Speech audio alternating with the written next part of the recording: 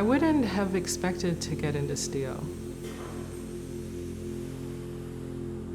I didn't choose it because I thought it was going to do something. It didn't do what I thought it was going to do, actually. When it started to show itself that it had these qualities of like ductility and like springiness, its foldability, and then those things became sort of like what drew me along.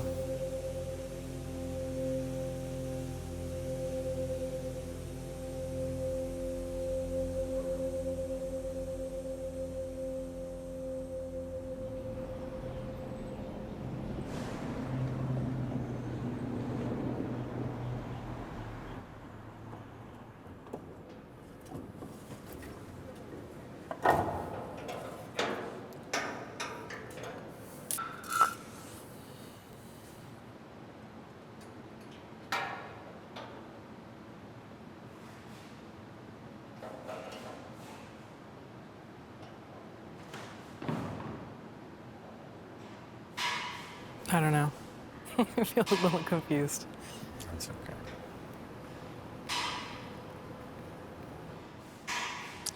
I don't know, it's so resolved, it doesn't really need a disc. It's almost like it needs to compositional problem first. Let's look at it over here. Put a disc right into there. Yeah. A lot of the process is figuring out how to lift things easily. With Will and Mark, I think I wouldn't be making this work if I hadn't started working with them. It was almost like, well, I really like playing this kind of game, and they like to play this game, so I have to like create a pretext so that we can keep doing this.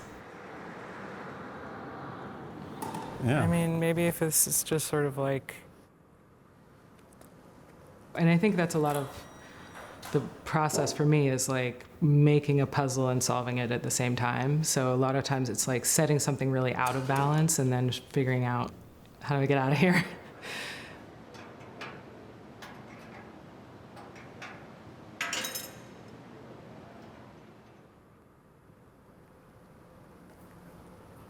Like it. I do too, actually.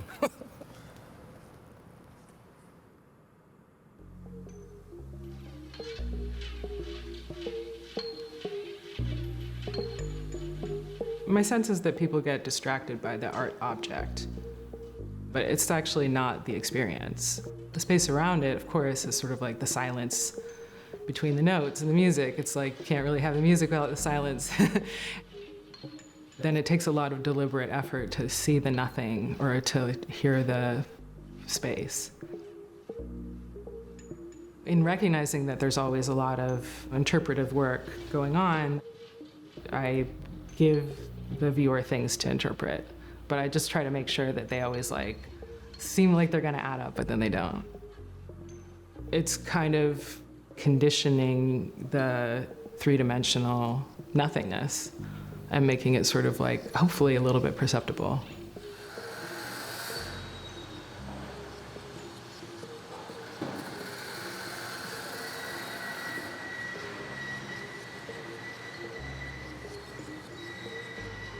I was trying to figure out how to crush the steel, but it came out of a social problem, which was everyone in the studio, for whatever reason, and I can't remember now, they seemed kind of like depressed.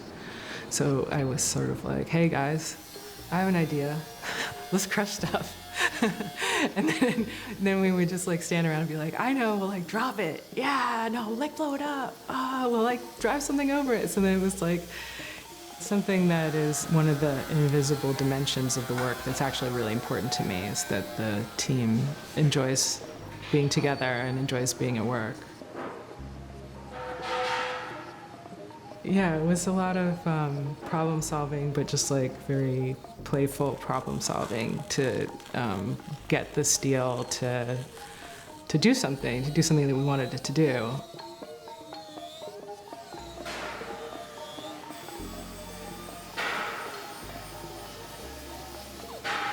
Something that I understood early on was that it has to look easy, and to look easy, it has to be easy, and to be easy, you need to use machines. It's sort of like, here's some materials, and here's some tools. What can we do with that? Or like, what feels sort of inherent to these materials? Like, what's possible with these materials? The form always comes out of the material. It's not theoretical. There's not an abstract ideal that the work is trying to accomplish. The idea is emerging at the same time as the form, and the form is led by the material.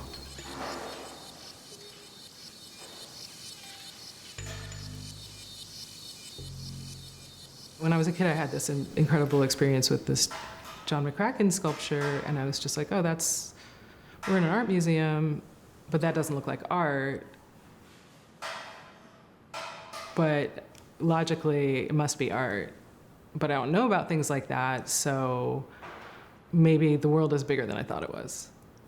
You know, that things like this get made.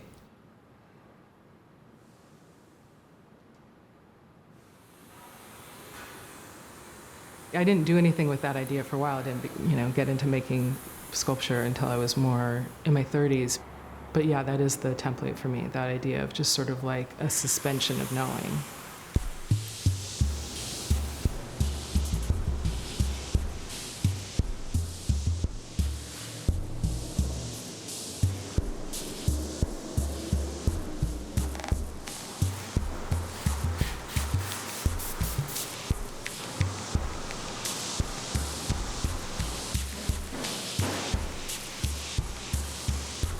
I've been making these things. They're like pillows, so you can actually practice how to make a sculpture. With that. And then these, I just want to show you. We're trying to make some facsimiles of the large-scale sculptures. The sculptures look like fabric, so then I thought, okay, let's interpret the steel through fabric. And the silk, I mean, we're not totally there because you can see like the lumpiness, but in some ways they're very similar. And the surface seems really close to the painted surface. So this is our first draft of the background color that we used earlier, and then that I made the snuggle pillow with. It felt a little too thin, and so then we ended up using this one.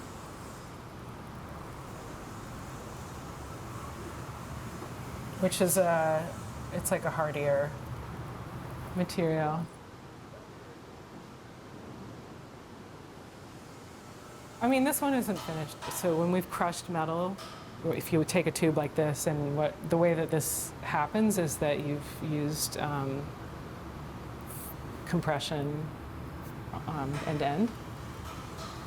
And when we started doing it, and people would observe it from the studio, everybody said, oh, that looks just like a digital model, And you're like, the digital model is trying to be that. We now have so much experience with digital media that it precedes the experience of the thing that's actually right there.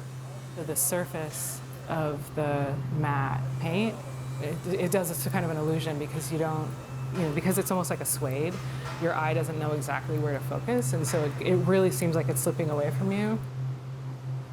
You kind of like subtly imagine that the real object isn't here. And I think that's what I'm talking about, is like the real thing isn't here. There's some distance between the paint and the object. And there's like all different ways of kind of like creating a separation. But yeah, my hope is that you bring to consciousness the act of perception, or sort of like that you're somewhat aware of how much your belief about something, or the information you have about something, how it changes the way that you experience it viscerally. I mean, that goes both ways. That process is both, starts with thinking and with feeling.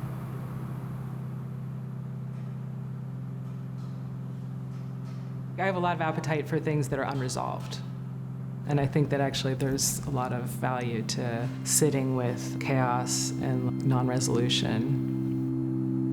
that's like endlessly interesting for me.